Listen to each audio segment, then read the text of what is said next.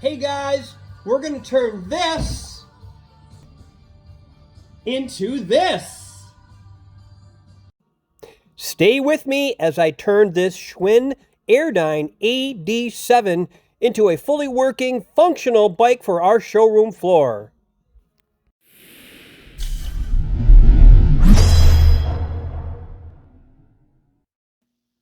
Hey everybody, it's John from the fitness store, and here's my project for today.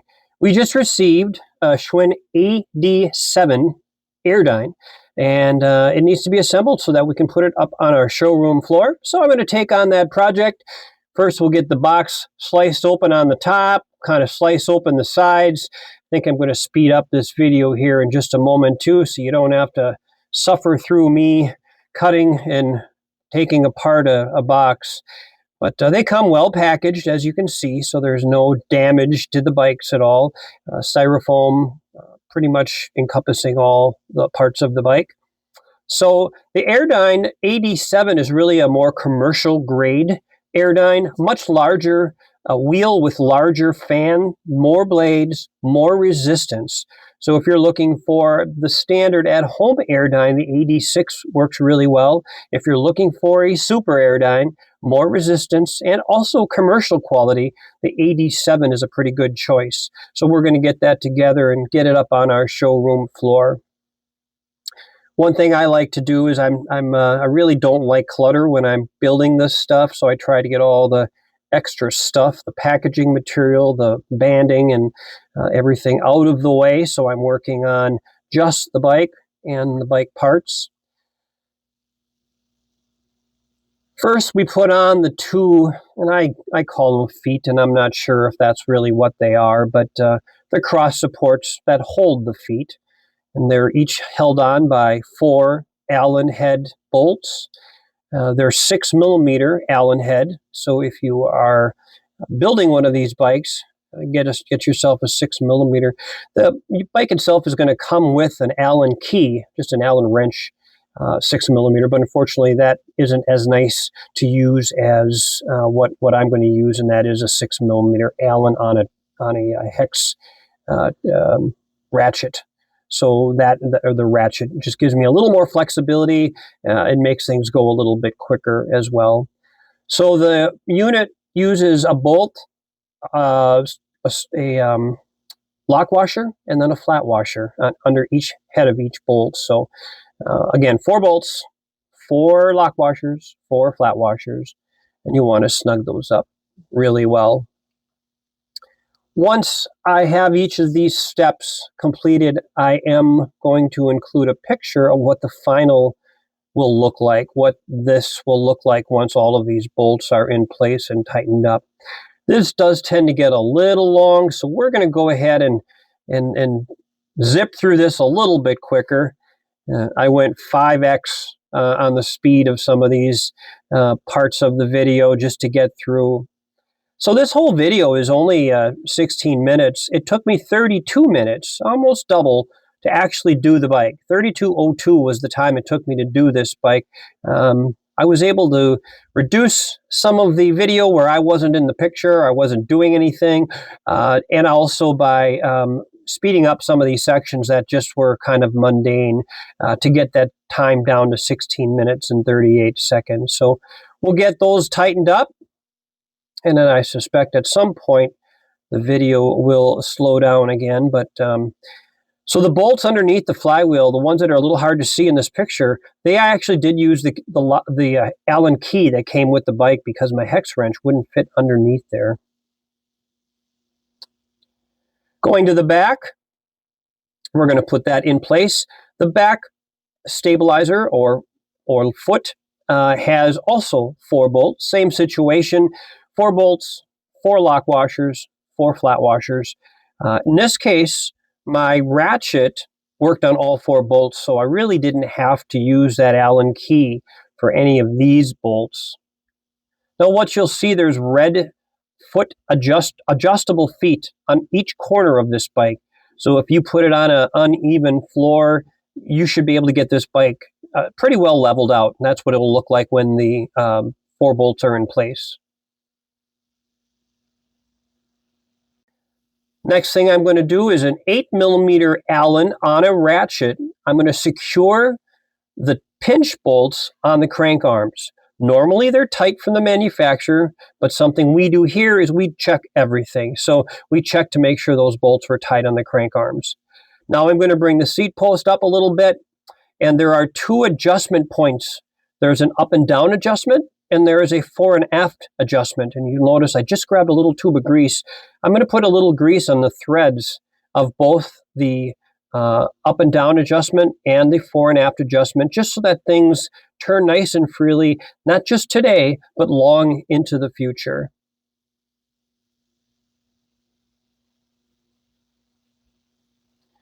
I'm going to do the same on the bolt for the fore and aft seat adjustment. Then we're going to grab our seat. I think I walk up to the camera to grab the seat. Yep, there we go.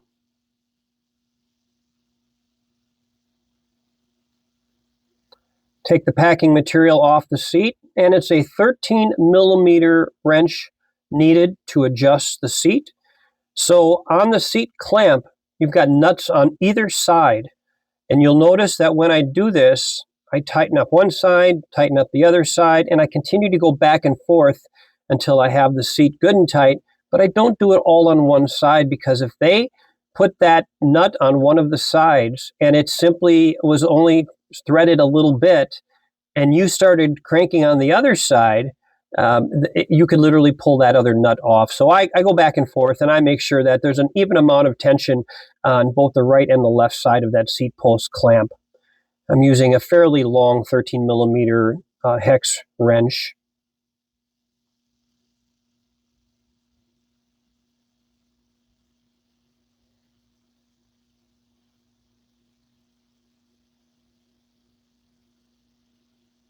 And we got to get that seat good and tight. The last thing you want is that seat moving around on you.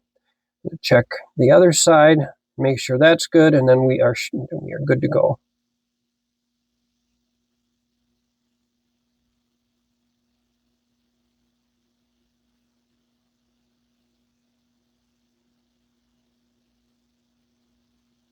And there we go.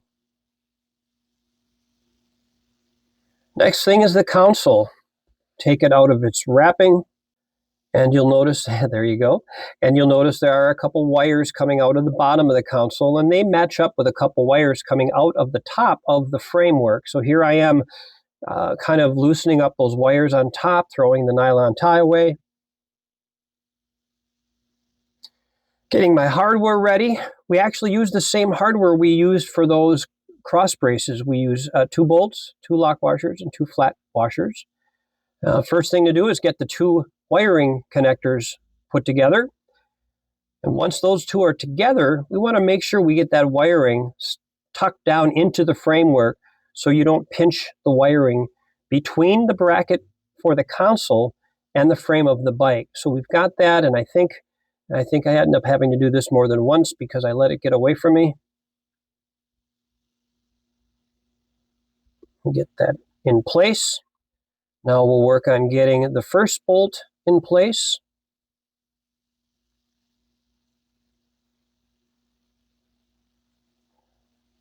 It would be nice to have 3 hands in a situation like this, but we'll make it work. Get those bolts turned in. And with this, it's a 6mm Allen wrench. I am again using it on a ratchet, and you'll eventually see me get that ratchet in there, and the ratchet fits just. I guess while I'm doing this, I'm going to make a note. So I have a tendency of only using 1/4-inch ratchets on bolts, hex bolts that are no bigger than 15 millimeter. I guess that's about 9/16 if you're looking at the standard fractional sizing. And then with 6mm Allens or smaller, I use 1/4-inch ratchets for those too. With most of the work we do here, if I were to use a 3/8 drive, I'm dealing with just a wrench that doesn't need to be that big because we're not torquing it to levels that a 3/8 drive ratchet would be. And there's what the finished product looks like once that console is attached.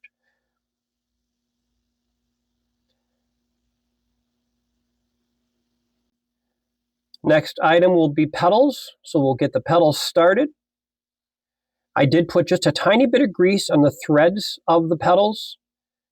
Sometimes pedals come with Loctite. These did not. I tend to like putting grease on them only because I want to prevent them from being seized in the crank.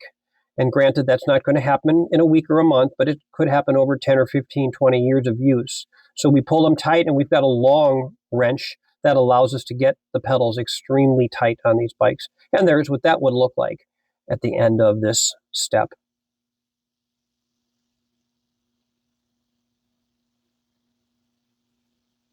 Putting the right pedal on now.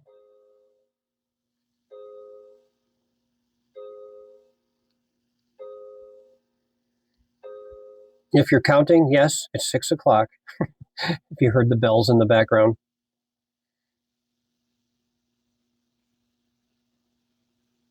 All right, pedals are on the bike. So now we're going to go ahead and put the moving arms, the arms on the bike. There's a process to this. There's a large axle bolt. And what I do with those is I put a little bit of, I did it off camera, I put a little bit of Loctite on the threads, and I grease up the shaft of the bolt that the arm will pivot on. I guess I should stop. We're going to slide this arm on the splined shaft first. So that's what I'm going to do once I get the plastic cut off of it. But off camera, in this case, I went and pried open there. So it's a pinch. There's pinch bolts that are holding the arms to the shaft. Yes, they're splined, but the pinch bolts are what keep it on there. The problem with it is when these bikes come directly from the factory, they're pinched a little too tight together, and it's very difficult to get these arms slid on the spline shaft. So off camera, I did open them up a little bit by just taking a large screwdriver and tapping it in this opening, which simply opened up the clamp a little bit to allow to me, and there we go. We slid it in place. That would have been much tougher had I not opened up that clamp. Now we're going to get those pieces I talked about earlier, and that's the bolt. And then there we go. I put a little grease on the bolt. I already have Loctite on the threads. We're going to slide it into the foot peg. It's a rotating foot peg on this bike. We're going to put a nylon washer on, and then we're going to run that into the frame. This is a 6mm Allen, and once I get that started, I'm going to go ahead and use that same 6mm Allen that I've used on several other points of the bike and get those good and tight. And now there are 2 pinch bolts that need to be installed. If you recall, I said I spread open the clamp. Well, now the pinch bolts need to be installed in order to get that tight again. They are also 6mm Allens, so I've got them started by hand, and now I'm going to go ahead and tighten them up with the wrench. And again, I'm using a pretty good quality ratchet. Get the other one started, and then get the wrench on there.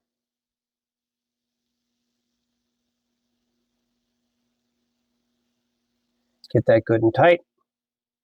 We go back and check the first one. We just make sure we've got them all even. And that's what it should look like when that's all done. And I'm going to go ahead and do the other side. Let's see if I fast forwarded the other side. I can't quite remember. I think I did. So here we go. Or maybe not.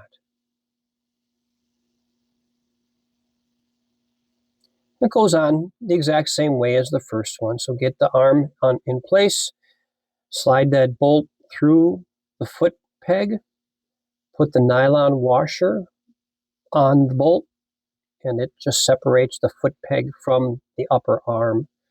Pretty easy to do this, and again, I use Loctite on the threads, grease on the bolt shaft, on the shoulder of the bolt.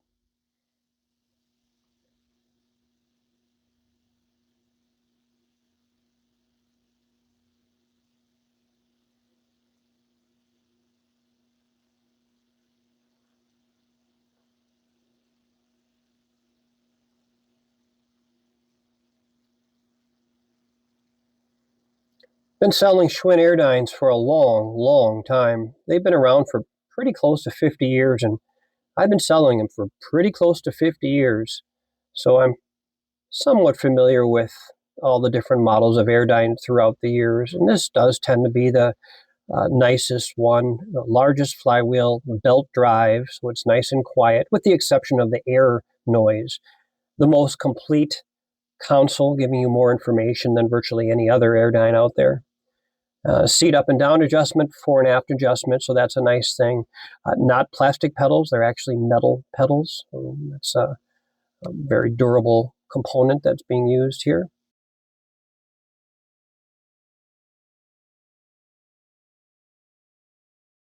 So the bike is almost all together at this point. We're just going to put batteries in the console, so I go grab a Phillips screwdriver for that. There's a tiny screw that holds the battery cover closed. We'll take the battery cover off, pop in a couple of D-cell batteries that did come with the bike. Close up that battery cover. And that will conclude the assembly of a Schwinn AD7 AirDyne.